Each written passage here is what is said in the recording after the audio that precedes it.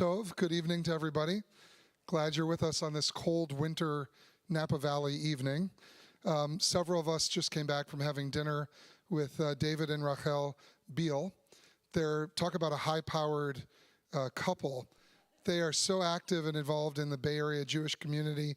I've read about their work and their relationship through the J Weekly over these last several months.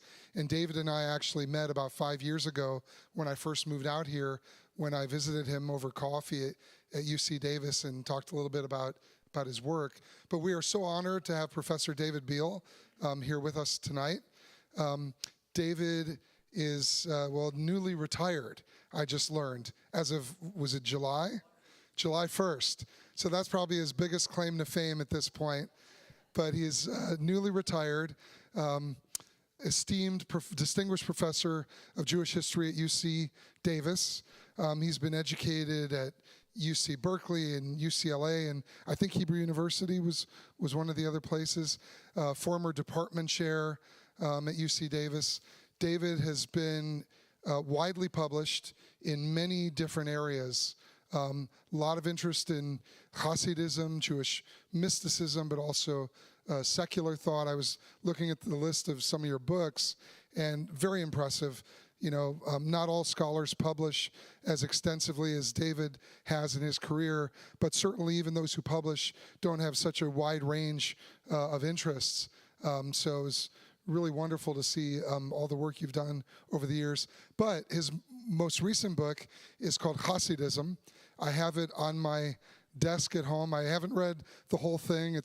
Was it 700, 800 pages? Yeah, I haven't read the whole thing. It's about this thick, and it's a wonderful book, huge contribution to the field. And David's going to be talking to us tonight about Hasidism, both Hasidism today and Hasidism in the past. There will be time for questions at the end. And we are just so grateful that you're with us tonight. So let's all welcome Professor David Biale.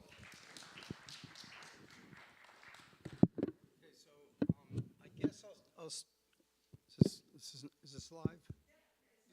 Yeah, so I guess I'll speak from here. Unfortunately, PowerPoint is not working, so I'll have to rely on tried and true method, which is just talking, which actually for most of my career, that's how I taught. So I'm perfectly comfortable doing that. So thank you so much for the generous introduction, for inviting me, and to the wonderful group we had dinner with, Peggy especially for supporting this lecture series. And it really is a pleasure to be here. I love talking about this project. Maybe during the question period we can get into how I ended up doing this. That's a story unto itself.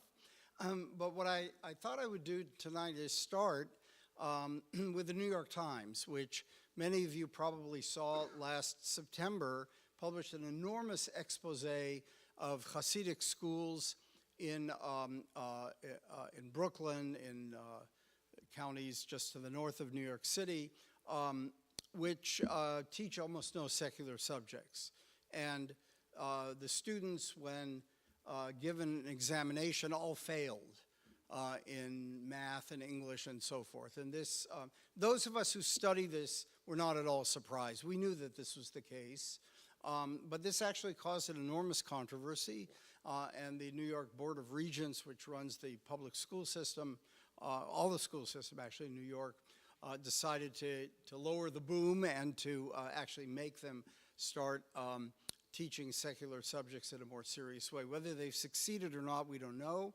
But the New York Times evidently heard that I was going to give this talk tonight, because just this morning, for those of you who get the newspaper, there was a front page article, a follow-up really of the September article, about how when parents divorce, in some cases in that community, and one of them chooses to have their kids educated in a more modern fashion, they discover that usually in the divorce terms, they're not allowed to take the kids out of the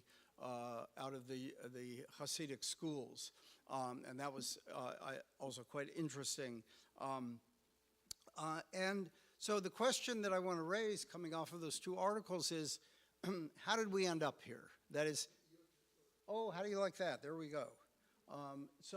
There is a Hasidic school in Williamsburg. It's a Satmar, which is the particular Hasidic group that is in Williamsburg, one of many in Brooklyn.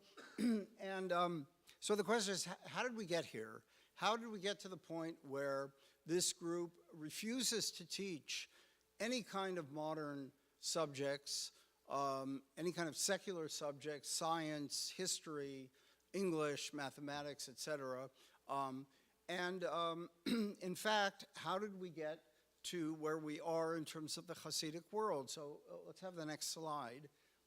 This is gives you a sense of what Hasidism can look like today. That is, this is a wedding in which the Hasidic Rebbe, or the leader of the group, dances with the bride. It's called a mitzvah dance. And what's particularly important to me is to see this sea of black behind the dance. It gives you a sense of the mass movement, which is Hasidism today. And that's also something that I want to get to in the talk. How did this movement become, especially after the Holocaust, a mass movement? How many Hasidim are there in the world? We don't know exactly. Our group in the book, we think that there may be as many as 700,000 Hasidim out of a Jewish population that is now, I think there are about 15 million Jews in the world, the estimate. That, of course, is controversial, but in any case, very significant number of Hasidim. How did we get to where we are today from the origins of this movement? And so I'm going to spend most of my talk giving you some history of the Hasidic movement, and then try to answer the question that I just posed. So next slide, please. Many of you may have seen the television movie Unorthodox, and this is from that movie. And one of the things that is very striking is how modern secular culture, including Jewish culture, is quite fascinated by those who leave the Hasidic world. And that's, of course, what this movie is about. I can say much more in the question period about the movie. But there's a fascination with those who leave. We know a lot about those who leave. That's how the New York Times was able to write these articles, because of people who have left, who became informants for the reporters. To me, just as interesting is those who have chosen to stay. Why have they chosen to stay in this world? Next slide. I want to go back to the origins of the movement. Hasidism originates in the mid-18th century in an area in the southeastern part of the Polish-Lithuanian Commonwealth, which in the 18th century, up until 1772, when it was divided up by its neighbors, was the largest country in Europe, largest and actually the wealthiest country in Europe. And in a particular corner, southeastern corner of this vast commonwealth, is where the Hasidic movement first originated, around a figure we know as Israel Baal Shem Tov. Israel Baal Shem Tov. Who was he? Born probably around the year 1700, dies around the year 1760, and sometime in the 1730s or 1740s begins to gather a group around him. I wouldn't call them necessarily students or disciples. Maybe a better term would be colleagues, people who are attracted to the same kind of issues that he is teaching, who come to sit in his company. Let's have the next slide. Now, what was a Baal Shem? So his name is Israel Baal Shem Tov, which means master of the good name, or it could also be translated good master of the name. Either one is possible. What is a Baal Shem, a master of the name? The name, of course, is God's name. And a Baal Shem is someone who knows how to manipulate God's name for magical purposes. Now, in an era that did not have penicillin and you got sick, what did you do? You went to somebody who knew how to use the name of God to write an amulet, a magical document or inscription that could cure you. And so the Baal Shem Tov was like many other Biale Shem, that's the plural, many other Biale Shem in Poland, was a master of writing these kind of amulets. Now, in Hasidic tradition, and this has, of course, been accepted widely, but it's not accurate, the Baal Shem Tov was a kind of outlier. He lived in nature. He wasn't really part of his community. He was a kind of a romantic rebel against the rabbinic establishment. None of this is true. And one of the ways we know that it's not true is that here, you can't read this. Even if you could come up close to it, you couldn't read it because it's written in Polish. And this is the tax roll from the Israel Baal Shem Tov's community where he lived, Medjibuj. And we find on this tax roll the name Dr. Baal Shem Kabbalist. That is the Baal Shem Tov. He was an official of his community. He lived tax-free in a communal house. And why did he have all these benefits? Because he served a very important official function in the community as a kind of a shaman or magician or healer. So he's not on the outskirts of the establishment. He is part of the establishment. And this is a very important document that one of my colleagues in the project, Moshe Rossman, discovered in his work in the Polish archives. And it establishes that the Baal Shem Tov is not what the Romantic legend tells us about him. He is, in fact, someone quite different. He is part of the Jewish establishment of his day. Next slide. Now, in addition to being a Baal Shem, he also belonged to a kind of a loose network of something we would call pietism. The Hebrew being Hasidut. Okay? Hebrew Hasidut means pietism, and in this Jewish culture, there were people who tried to be extraordinarily pious, and they did certain things to increase their piety. So, for example, if they committed a sin, by the way, could be just a thought during prayer. This is, by the way, something that they were quite obsessed with. I'm not sure this is a problem in this congregation, but what were called wayward or foreign thoughts. While praying, they would be distracted by thoughts that were actually probably erotic. And so what do you do if you have such a thought? Well, if it's wintertime, you go immerse yourself in an icy river. If it's summertime, when the river might actually be not so icy, you would sit on an anthill. In other words, you would do something to mortify, to torment your body, to get rid of these distracting thoughts.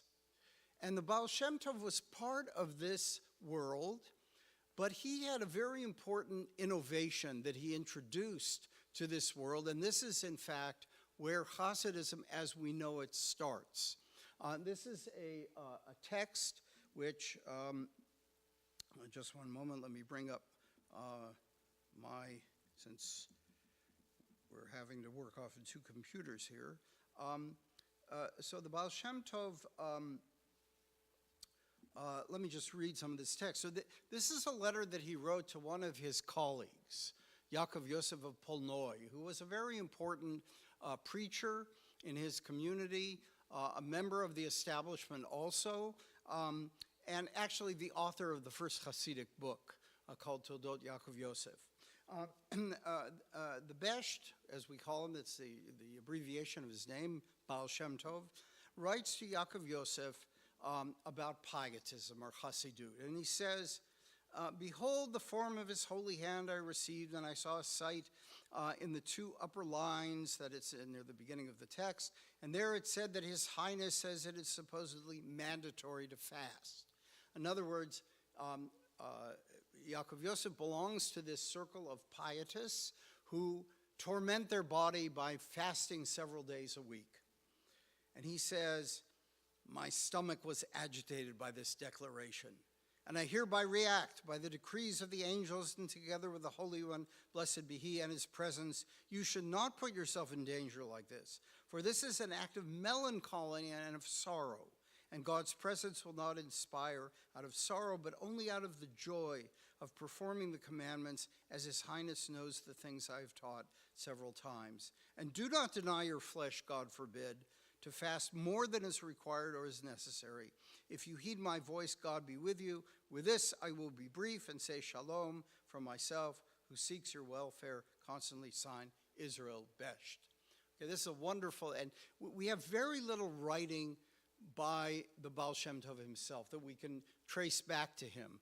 Most of it is quotations or stories or sayings from his followers who have gathered these. We don't know if they're authentic. This is almost certainly an authentic letter. And so what he's saying essentially is what all these other pietists are doing is wrong. God must be worshiped through joy. And I think if there is one through line in Hasidic thought from the Baal Shem Tov to today, it is this idea that God must be worshiped through joy.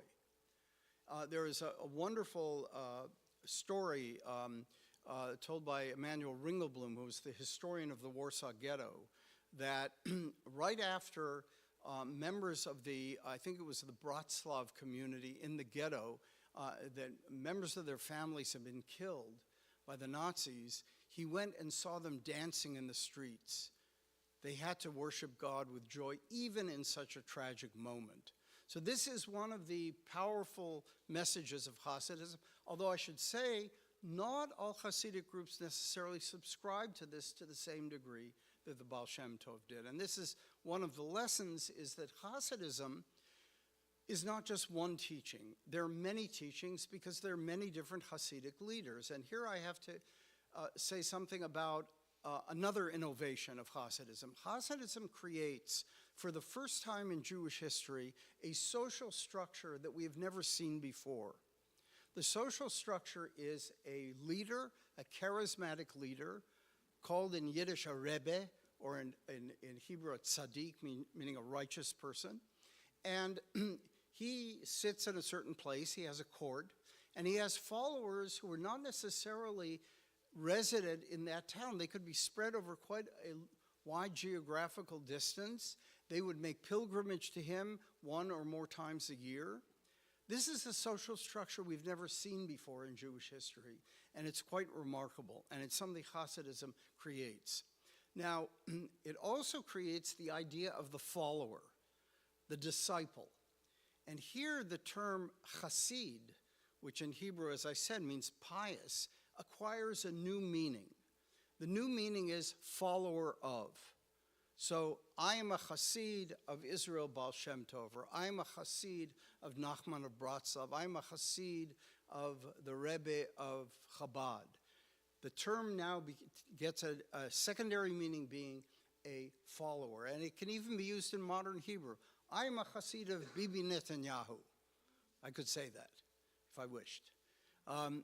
So, in other words, this is, again, a really interesting innovation, creating an entirely new idea of community that hadn't existed before. So joy and the social structure, these are two of the very important innovations of Israel Baal Shem Tov. Now, the Baal Shem Tov, as far as we can determine, did not set out to create a movement of his own. He had a circle of these colleagues, he taught what he taught, and he didn't really seek to create, he didn't create a dynasty, he didn't create any kind of sense that he had to be followed after his death. But in the next generation, after the Baal Shem Tov, a number of the people who had been his colleagues go out and begin to establish something that becomes, actually in the third generation, a movement. Next slide. So if you could see this, this gives you a sense. This is the Polish-Lithuanian Commonwealth, and this is the kind of southeastern area, and where you see the names of towns, that's where Hasidism was in its origins in the 18th century, just a handful of places. And it's important to understand, if you go read Martin Buber or Gershom Scholem, some of these great historians and philosophers who wrote about Hasidism, you would get the impression that Hasidism in the 18th century, when it starts, is a mass movement.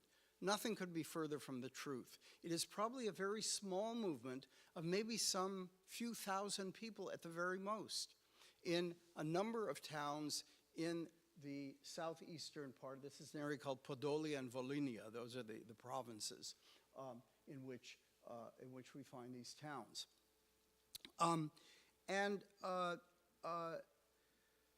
So what happens? What happens is that the news about this new teaching begins to spread, and let's have the next slide. And this rabbinical figure, Elijah the Gaon of Vilna, the greatest legal authority of his generation, he lived in Vilna in Lithuania, so far away from the area that we've just been speaking about, he gets wind of this group, and he decides that there's something very, very wrong with them. And in 1772, he puts out a ban against Hasidism. Now, it's very disputed. Why was he angry at them? It would appear, I mean, we don't know for sure, but it would appear that we have here a fight between the older form of piety, which Elijah the Gaon of Vilna subscribed to, and the new form of piety of the Baal Shem Tov. And so he and those who subscribe to his ban on Hasidism begin to circulate all kinds of wild stories about the Hasidim. That, for example, when they pray, they turn somersaults in the synagogue. They stand on their heads. They carry on in all kinds of crazy ways, some of them being actually outright pornographic.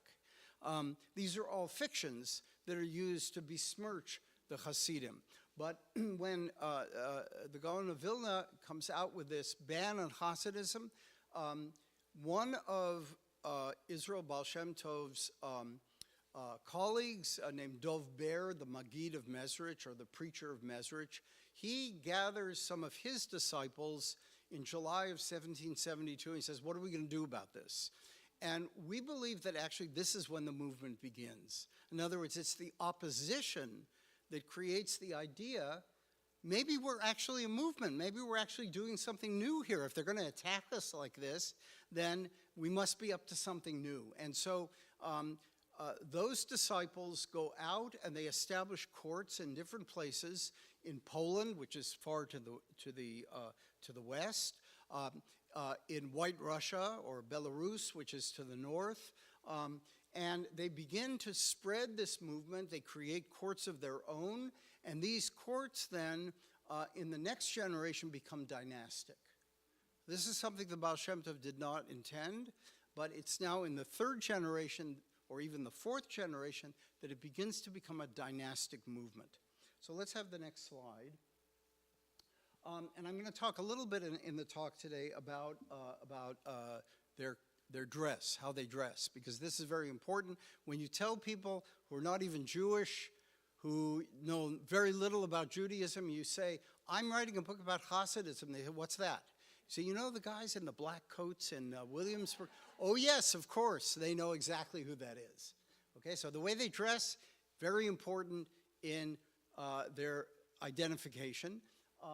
But here we have, this is from about the year 1800. This is a French portraitist who comes to Poland, and he paints these pictures, and we see a boy who's dressed, it looks like Hasid. Is not at all. This is the way Polish Jews dressed in that time, especially if they had some money. They would dress like this, and this becomes eventually Hasidic dress, but we'll have to see how that happens. So let's have the next slide. Now, in the 19th century, okay, now this is a map from about the mid-19th century. We're jumping ahead here. And look at all of these dots. This is the Hasidic centers. So in a period of about 100 years, this movement, which had been very small, maybe a few thousand people, has now become a mass movement. And the 19th century is in certain ways Hasidism's golden age, when it becomes a mass movement of the Jews of Eastern Europe. How many Jews were Hasidim? We don't know. One estimate is maybe 40%, but we don't really know. It's probably not a majority, but it's definitely a very large number, and we can see many, many centers throughout Eastern Europe. So it's become a mass movement. Let's have the next slide. And the Rebbes, the leaders, begin to build palatial synagogues and courts. Their palaces are imitations of the palaces of the Polish nobility. Some of them we call them regal tzaddiks or regal Rebbes. They model themselves on nobility. They have big establishments, many servants. They have, this is the synagogue of Belz, which is one of the large Polish Hasidic groups. It's been, by the way, they've created an imitation of it in Jerusalem. It's the largest synagogue in the state of Israel, actually. But as you can see, it was a very large synagogue there in Poland. And so the movement now becomes a movement in which at least some of the courts are very wealthy. They have many, many followers, maybe thousands of followers. The followers make pilgrimage to the court, which is a whole ritual. They are received by the Rebbe. They give him a certain coin for which they get a blessing. It's a whole ritual that develops around the visit to the Rebbe. Let's have the next slide. And this, I'm sorry if you can't see it, so this is a cartoon that shows the Rebbe, in this case, not his Hasidim coming to him. He goes to them, in this case. He's riding in the carriage. And it says there, der Rebbe kimmt, der Rebbe kimmt, der Rebbe is schon da. The Rebbe is coming, the Rebbe is coming, the Rebbe is already here. Okay, and you can see the Hasidim dancing around. There are even women, which is going to be my next subject. What is the role of women in Hasidism? In the 18th century, none whatsoever. It is completely a male fraternity in the 18th century, as far as we know. In the 19th century, it begins to change. Women now do sometimes come to the Rebbe to get a blessing. We can see a woman now on the outskirts of this crowd. She's also a kind of a follower. They're not really fully Hasidic, perhaps, but they are now becoming followers. Let's have the next slide. And this is, again, a wonderful picture. Again, by a different French artist, Le Chassid et sa femme, the Chassid and his wife. So it doesn't say the Chassid and the Chassidah, the Chassid, the Hasidic man and the Hasidic woman, the Chassid and his wife, which suggests that she is not really a full-fledged Chassid in her own right. But nevertheless, we see how they're dressed here, and the way they're dressed is, so it's long black kaftan. This is a particular hat called a spodek. They have different types of hats. They're not all a shtreimel or fur hat. Some of them are this type of hat. Now, the date here is very important because, and this will get us to the beginning of an answer to the question I started with. In 1846, the Tsarist government promulgates something called a dress decree. It imposes on Jews modern dress. The Jews should not dress as they used to. They should dress as modern people. Now, many Jews actually adopt this, and they begin to dress in a modern fashion. The Hasidim actually dig in their heels. And this is the beginning, in many ways, of their anti-modern tendencies. That is, that the modern world is a danger to them. It's going to make them dress in a different way. And soon their costumes, what they're wearing, becomes not just clothing, but a statement of identity. And this begins really with the dress decree. which is generally not enforced very well, but the Hasidim really rebel against it. And I believe this is one of the first moments in which they begin to establish themselves as anti-modern. And this begins to pick up steam as in the second half of the 19th century, Jews in the Russian Empire become more modern.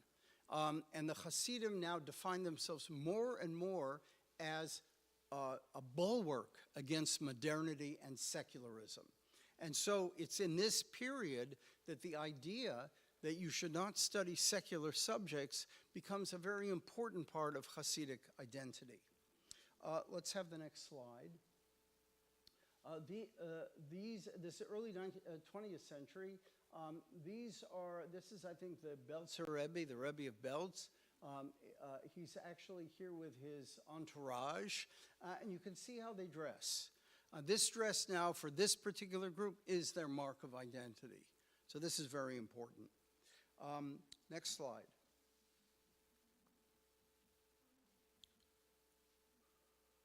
Now, in the interwar period, and I'm skipping a lot of history here, but you'll have to read the 875 pages of the book, I regret to say. It's your homework assignment. In the interwar period in Poland, Jews begin to rebel against a religious tradition en masse. They become communists. They become Zionists. They become secular assimilationists in large numbers, including even the children of rabbinic courts will leave and become something quite different. And Hasidism is under siege in the interwar period. And yet, as this picture shows you, the wedding of the son of the Rebbe of Ger, this is one of the largest Hasidic groups in Poland. As you can see, it's still a mass movement. They can still mobilize a lot of people. Next slide. Yeah, please. So, okay, this is a really good question, large families. So this is not just true for Hasidim. That is, basically large families, large Jewish families, 9, 10 children and so on, is really a result of modern sanitation and public health in the 19th century. Because before that, the infant mortality rate was extremely high. So once you have the ability to, for your children to get past infancy, then the families get much larger. Of course, with modern birth control and so on, most Jews adopt much smaller families. We know, generally speaking, that as people become wealthier, I don't mean wealthy, but middle class, for example, that they want to have smaller families. But in the case of the Hasidim and other Orthodox, ultra-Orthodox Jews, having a large family becomes again a symbol, a sign that you are not going to embrace that modern family structure. And so you take advantage of modern medicine, but you also do this as part of an identity. Yeah.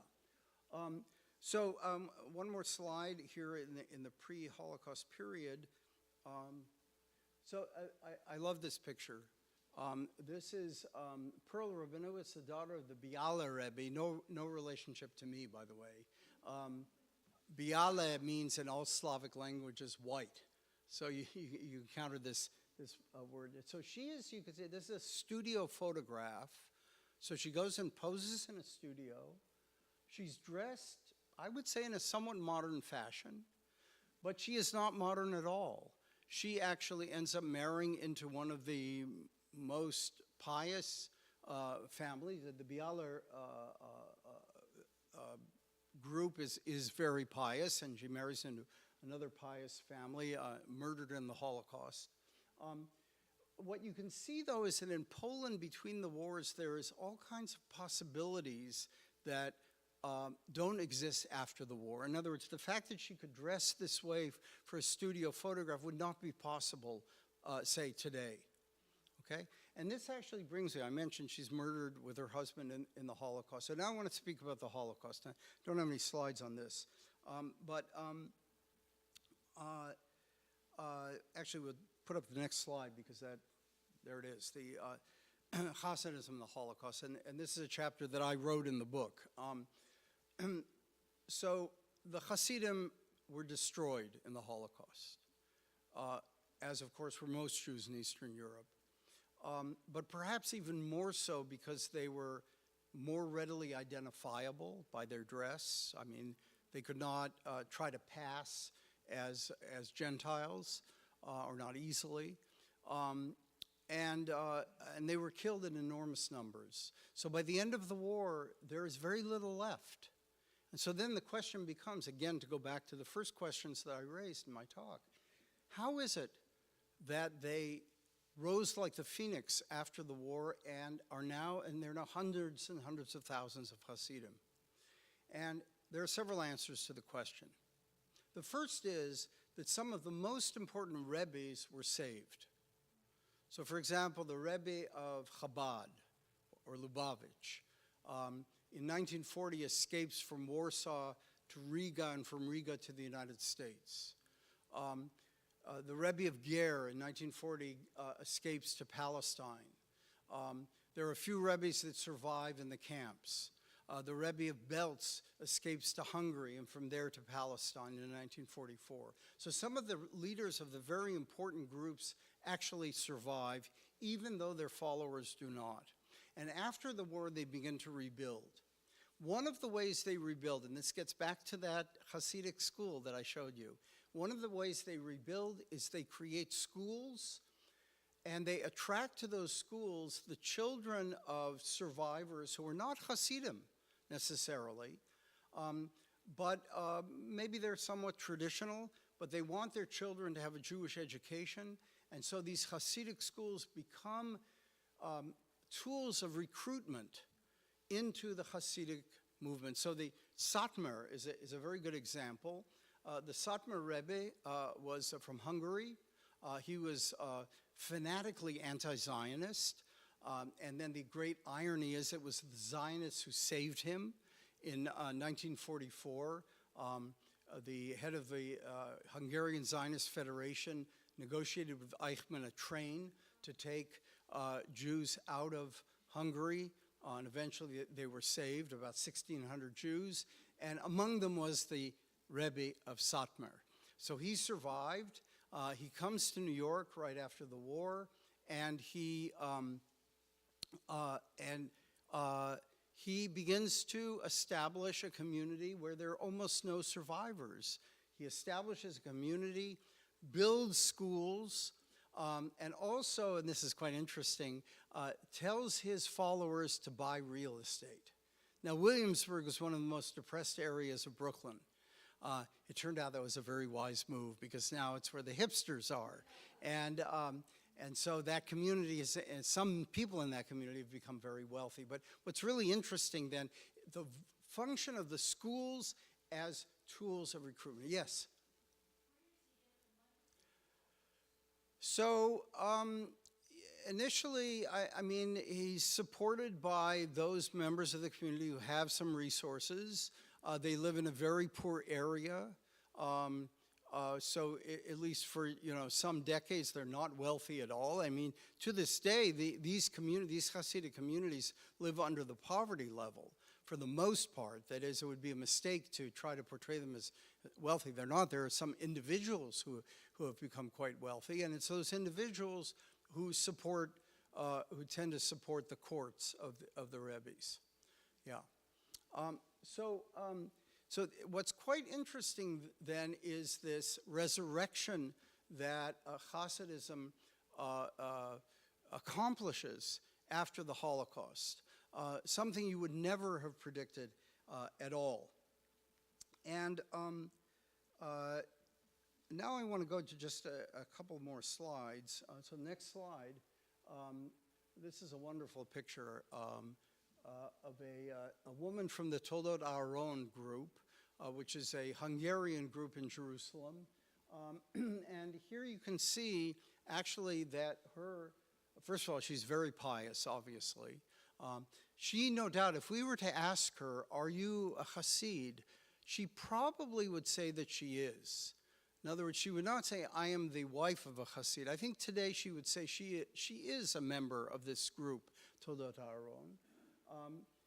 And the way she is dressed is very specific to that group. So it's not only that Hasidic dress distinguishes Hasidim globally from other Jews. Within Hasidism, each group has its own particular form of dress. What they wear on the Shabbat.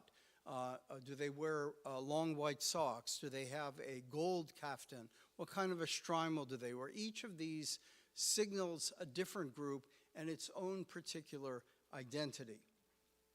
So I have a next slide.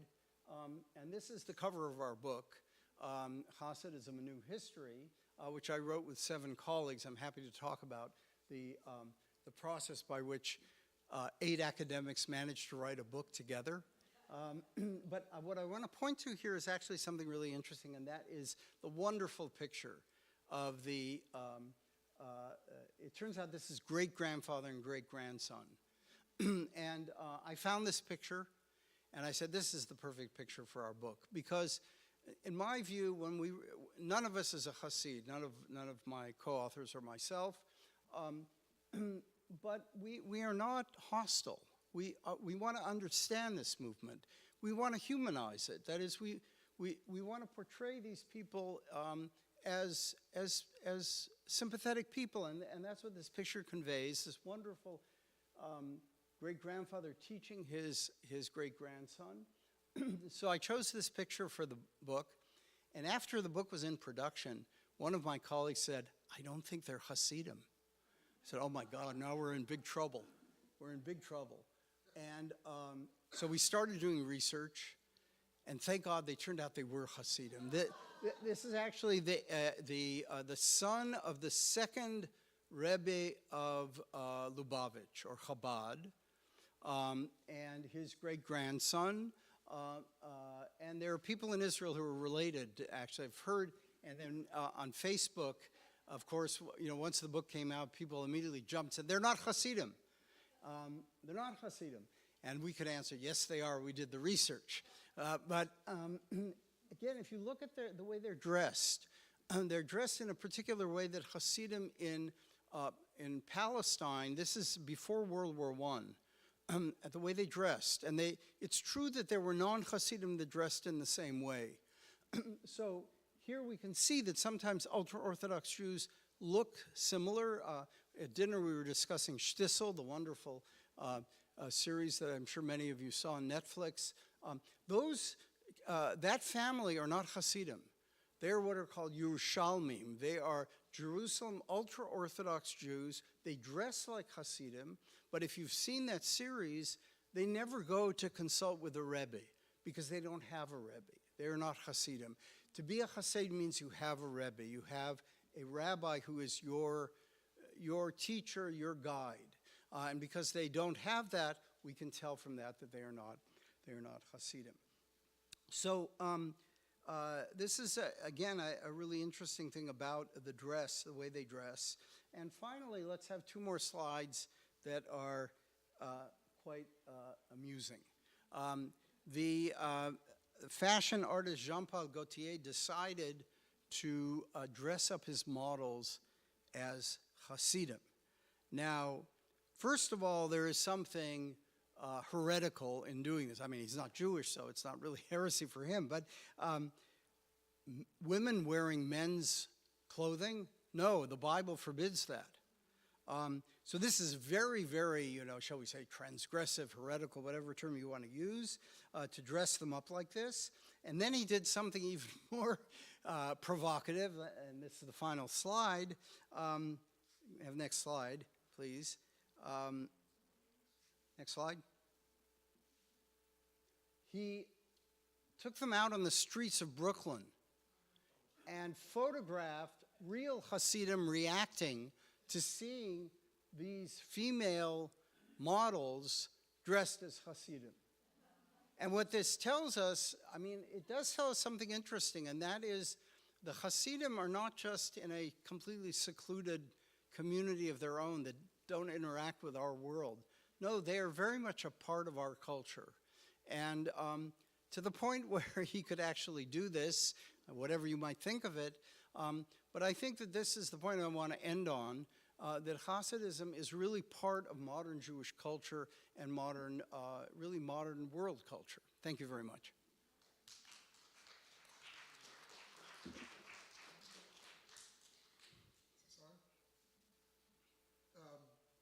Thank you, David.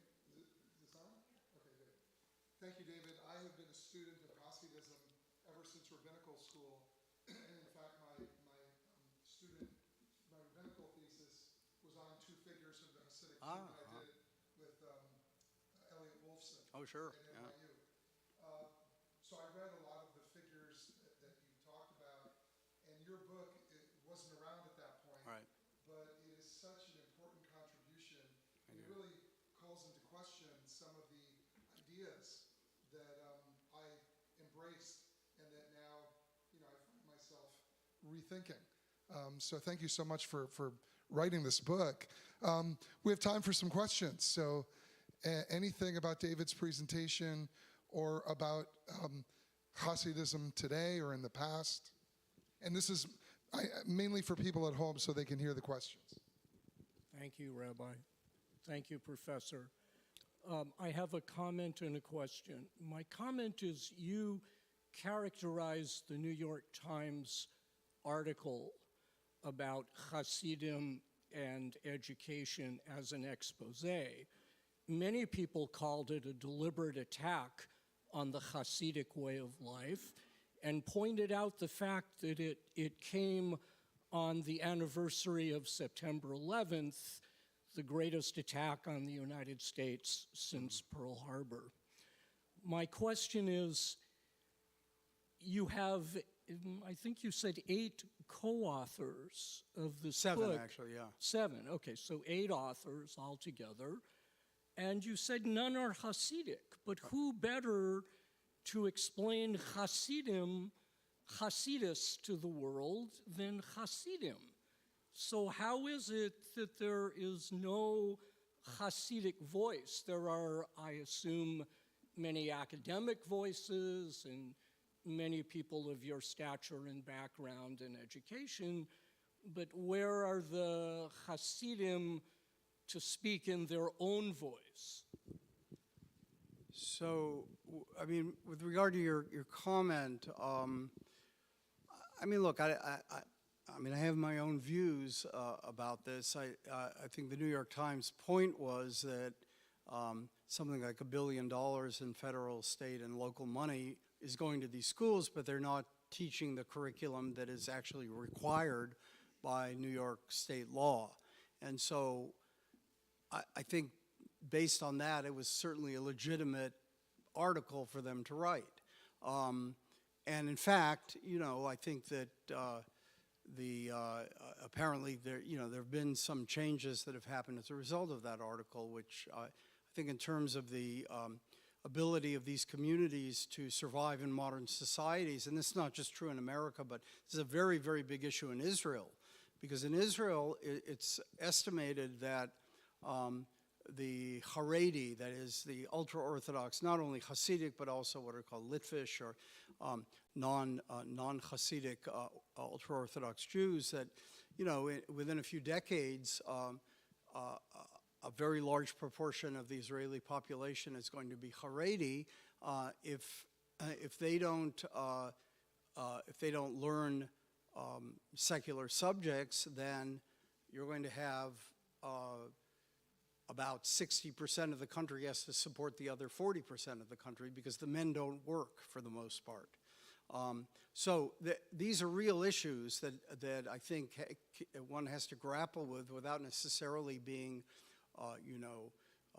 hostile to their way of life. That is, their way of life does not necessarily require them to not study secular subjects. This is something that they decided for themselves at a certain point as as part of their rebellion against modernity. But there's no reason, and actually you find this now, it's quite interesting. There are actually Haredi Jews who go to the Hebrew University.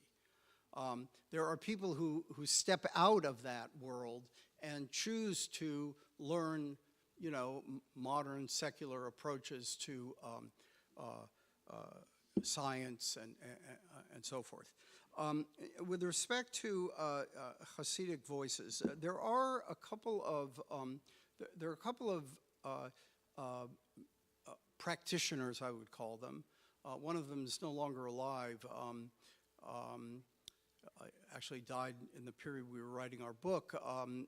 And his name was Monshine. He's of Chabad. And his work was used by my colleagues. And another person who was actually a good friend of mine, Naftali Lowenthal, is also Chabad, is also a scholar. He teaches at University College London, so he wears two hats. One is as a Hasid, and the other is as a secular, so to speak. It's not secular in his practice, but he approaches his subject with the tools that historians use in explaining any historical subject. And his work also was important for us in understanding Hasidism. I think that certainly if Hasidim were to have written this book, it would look like a completely different book for obvious reasons. And if I may use a kind of a joke here, I don't think you have to be a triangle to teach geometry, right? Or to research geometry. That is, you can research this field and try to be as, try to render it as authentically as possible in the voice of the people, in other words, in the voice of the people who write these texts. And that's what we try to do. In other words, we try to represent what they believed and what they wrote. But we're also historians, which means we try to ask questions that they might not ask themselves. But again, and this is very important to me, in the project could not have succeeded if we were hostile to Hasidism, because it would have turned out to be a polemic. And there were a few moments when I got a hint of that in what some of my colleagues wrote, and I squashed it. I was the project director, by the way. That didn't mean I was the first among equals. I mean, I didn't, my name is on the spine of the book because we couldn't put 8 names, but I did have the role of trying to kind of act like an academic diplomat. And so when there was something that was discordant or there was a disagreement, it was my job to try to resolve it. And when there were moments when somebody said something that other people reacted against, that was striking the wrong note, then what I tried to do is find a way of expressing that would not be offensive. That was very important in the book, actually. I'll tell you a funny joke, though, a funny story, and that is that after the book came out, I was at the Association for Jewish Studies meetings talking to somebody I know who's he's Orthodox guy, and I said, what this book really needs is it needs a cherem. It needs to be put under a ban. Then it will be read by all the Hasidim. And this guy said, I can arrange it. And so what did he do? There's a word in Yiddish, pashkivel. A pashkivel is a wall poster. And if you go to Israel, to Mea Sharim, you see these wall posters where they denounce in fiery rabbinic language so-and-so for committing the heinous crime of, doing whatever. So he got somebody, he said, you can't know who he is. He will write a pashkivel on your book.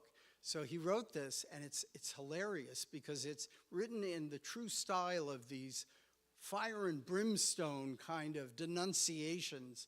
How dare these professorim go and write this book about our sacred Hasidism and so on and so on. It was all a joke. And I would get emails from people saying, is this real? We're really sorry for you that they did this. So, no, it's a joke, And it's interesting because Hasidim are reading the book. There's no question about it. They are very interested in how they're being portrayed by the secular academic world. And we have actually, I don't believe we've gotten any kind of criticism that said, you've sort of betrayed this world, or you've ridden roughshod over what I believe in. We've not gotten any kind of criticism like that. So that was the goal, is to try to portray them, not necessarily as they would portray themselves, but to be authentic to how they see themselves. Other questions? Since there are many different Hasidic sects, Yes. are they antagonistic towards one another, and do they try to steal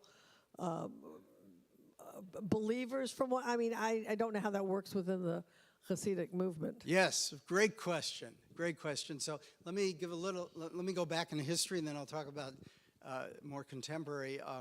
So you've probably heard of the Bratslav, Nachman of Bratslav, who was the great-grandson of the Baal Shem Tov. And Nachman was a very unusual, very troubled person, actually. Probably suffered from chronic depression. And he developed a small circle of Hasidim. And when he died, there was no successor. And this is at a point in 1810 when the rest of the movement is becoming dynastic.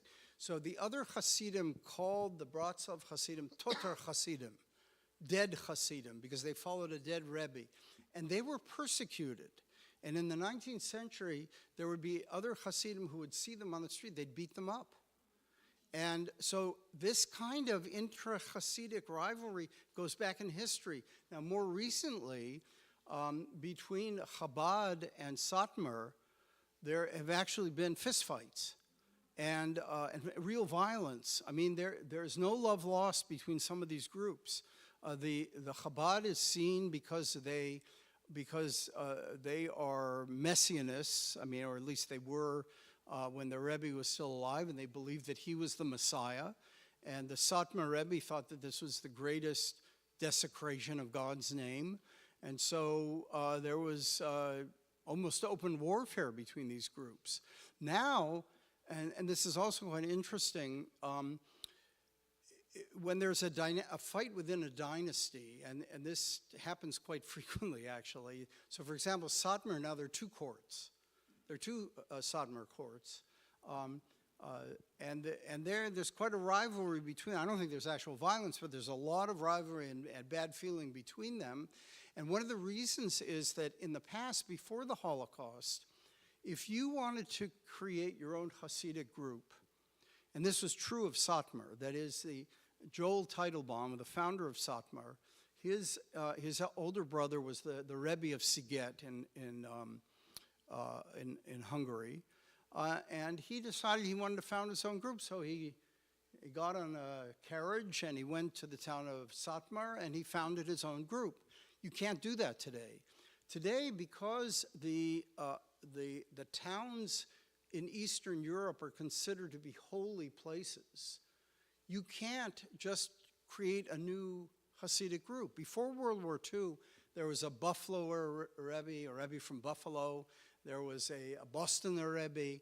I mean, then you could do that. You can't do that anymore. You have to preserve the names of those holy communities that were murdered by the Nazis. And so the two Satmar brothers, one of them can't go off and create some, other, the Kiryas Yoel Hasidim. No, he has to be Satmar also. And so you have these kind of rivalries that have emerged. And one of my colleagues, Sam Heilman, actually wrote a book that came out of, it's kind of a spin-off of our book called Who Will Rule Us? And it's all about these fights over succession.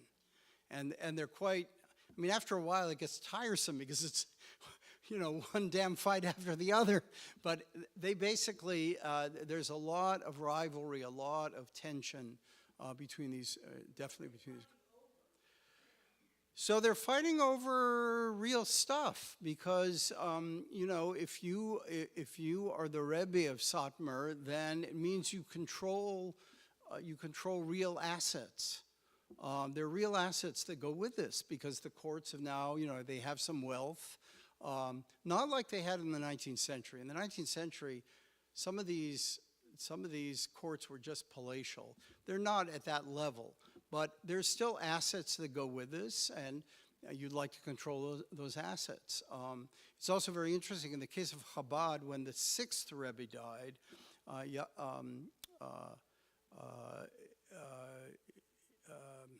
Yosef Yitzchak Schneerson,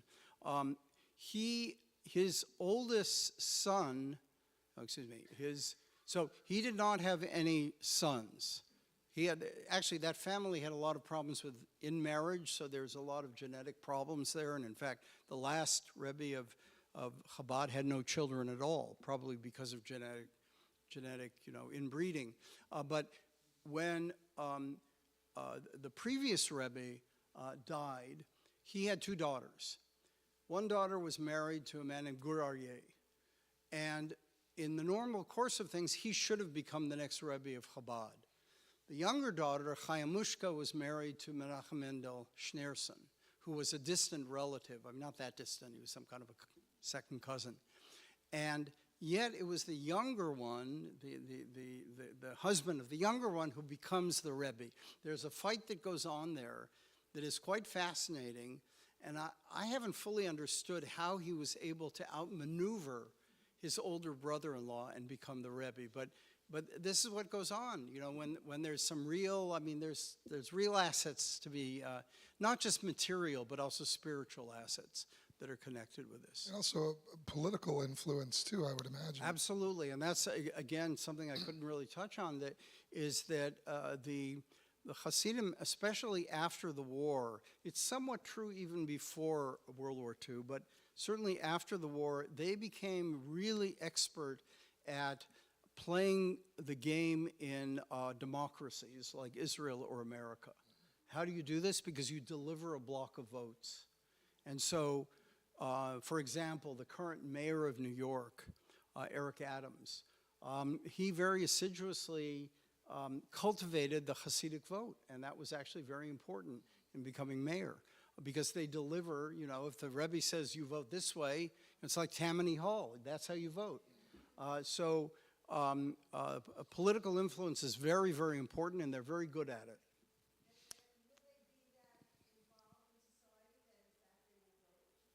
Absolutely, absolutely. They know exactly what voting is all about.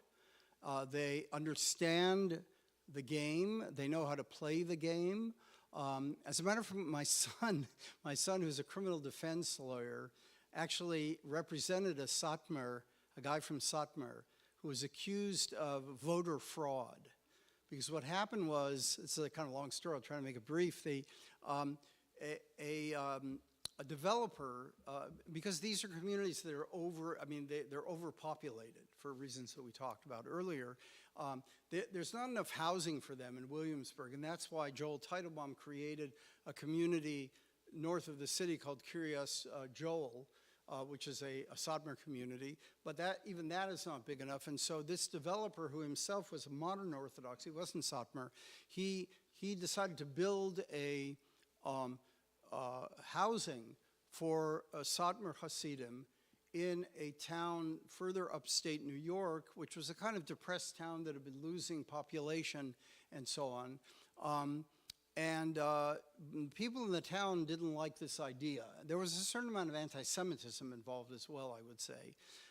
And so what the developer did, together with his Satmar liaison, was to bus people in to vote, even though they didn't actually live there. So it was voter fraud. It was real voter fraud, actually.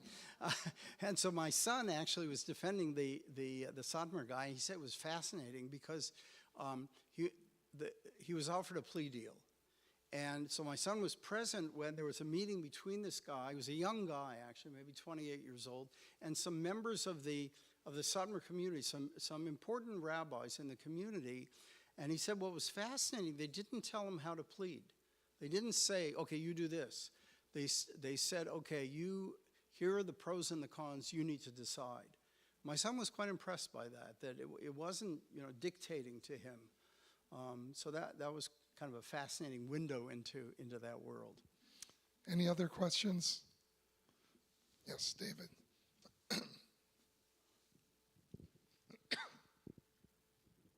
Yeah, I've been trying to read Martin Buber, and in particular his some of his work on Hasidism, and that doesn't match the kind of stuff you've been talking about.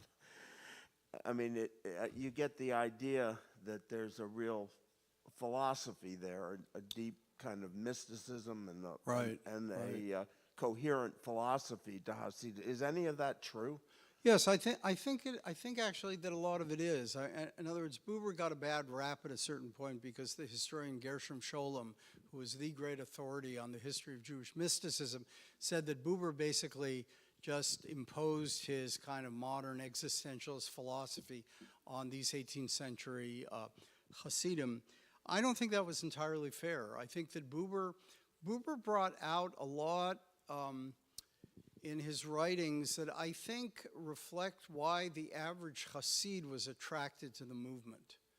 In other words, a lot of these teachings which are not, I mean, Scholem said what's really interesting about the teachings are the sermons which get into sort of esoteric Kabbalah, and that's true too. But I think that the reason that that sort of average Jews might be attracted to this, I think Buber captured something of that, even if he was reflecting his own views. It's true that he rewrote Hasidic tales, but there's actually a young scholar in Berkeley at the Graduate Theological Union who's worked on Buber's interpretation of Hasidism, gone back and looked at the different versions of these tales and shown that Buber didn't really falsify them. He selected certain versions that fit with what he wanted to say, but he didn't fabricate. And so I think that there is a lot in Buber that, I wouldn't say that if that's all you get of Hasidism, you've gotten the whole thing, no. But I think there's still a lot there. And actually, for me, just to give you a sort of bit of autobiography here, I wrote my doctoral dissertation on Gershom Scholem. And so a lot of what I was trying to show is, why Scholem wins out over Buber. And then much later in life, I realized, no, I had swung the pendulum too far. And that I actually wrote a preface to one of Buber's, a recent publication of Buber's Hasidism and Modern Man. So if you get that, yeah, so I have a preface in a recent edition of that where I try to point out that, that there's still quite a bit of value in Buber. Yeah, I think so. Anything else? Harriet, we'll give you the last question. And just put it right up to you. I'm a now retired special education teacher, and I used to live in Palm Springs, and I'm interested in inbreeding simply because one of my students, Nachman, was actually born in New York, as were about 10 of his relatives. These were all little children. He was about 16, but he was about the size of a 5-year-old. All had serious mental as well as physical difficulties. They did not live in New York as soon as they were born, and it was figured out these kids are not normal.